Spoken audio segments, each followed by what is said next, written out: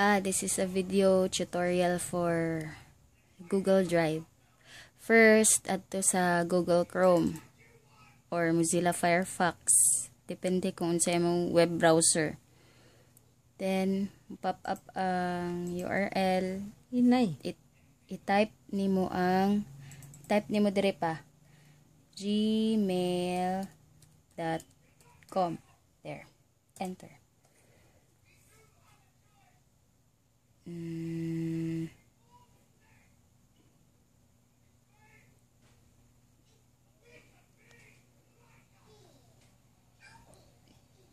Okay, it's loading.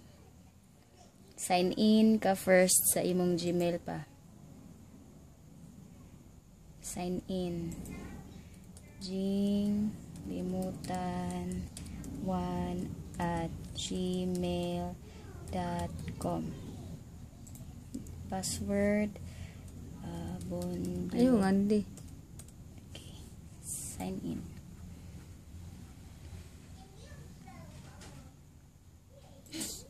Kilisan man siguro nimo pa.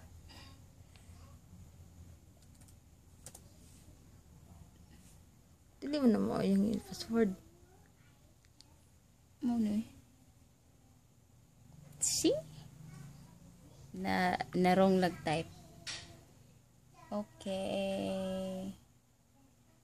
Teng terereng. Okay, yun. Pag humani mo open sa Gmail pa, anhi ka dire dapit pa. Mo ni siya ang new tab. Dire pa, dire kaning gamay nga box, new tab. Okay. Type dayon nimo googledrive.com. Enter. Automatic na siya mag-sign in imong Google Drive kay nag-open naman ka sa imong Gmail.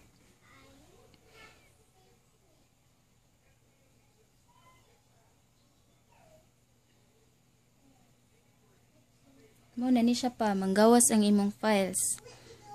Mao ni ang mga files nimo sa gawas nga wala nako na folder kay kumbaga kuan ni siya nga folder ba miscellaneous bisag unsa ang sulod. Mao ni ang imuhang mga naka-folder nga documents like sa certificate nimo katong COC certificate nimo, endorsement license ug katong admiral completion nimo na adiri tanan naka-folder pud ning admiral. Tapos balik ka sa my drive pa na po dire ang Department of Immigration na katong test paper from page 1 to 4.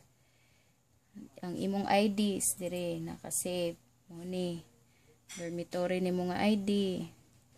Tapos ang imong SIRB na adiri tanan pa sugod pag 1992 nimo nga SIRB up to present pa na adiri tanan.